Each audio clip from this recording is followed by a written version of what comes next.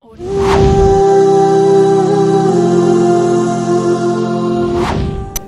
ni dai ina fama da cutar diabetes, to shi ne sanadin yanke min kafa. Tusa na taka. Wani ne ya hau keke kuma ya bi ta kan kafa ta. Ne maciji ne ya sare ni.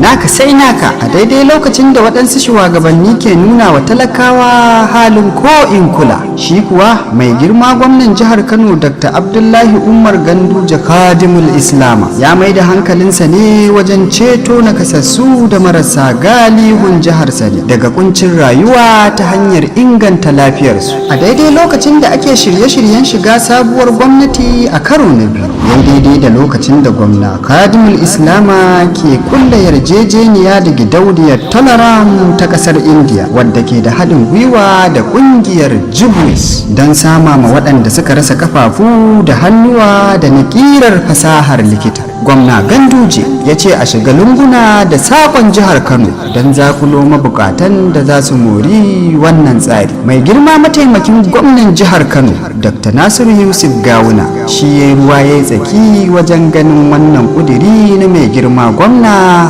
ya tabbata. Muna godiya da dukkanin wanda suka zo aka haɗu domin a taimaka, kuma irin wannan ne wanda gwamnati take kira da mutane wanda za su iya yi. Akwai abubuwa daban-daban wanda mutane za su iya yi.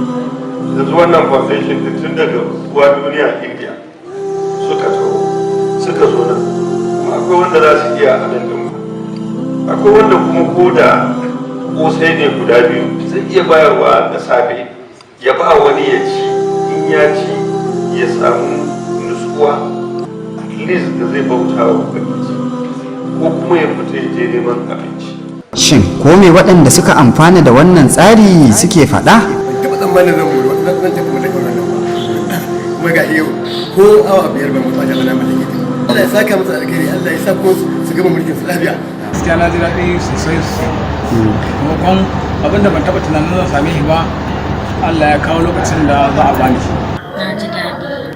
Allah ya sa gama da duniya lafiya. Addu'a da zan yi in ce Allah ya saka masu da alheri. Allah ya biya su. Allah ya sa albarka, hakikar na ji daɗi 100%. Da yake aiki ne da ya shafi lafiya, mai girma kwamishinan lafiya na jihar Kano Dr. Kabiru Ibrahim Gezo ya yi tsayin daka don tabbatar da samun nasarar wannan aiki. Allah ya saka. Kamar yadda ya faɗa, mai girma gwamna ya so ya zo, to kun san yau aka ba da certificate, saboda haka an je an karɓo certificate, sannan kuma mutane masu yin alasanya alkhairi suna nan suna ta zuwa, saboda haka ya turo ne ya ce in zo in gaida ku kuma in ce ne mu fata alkhairi.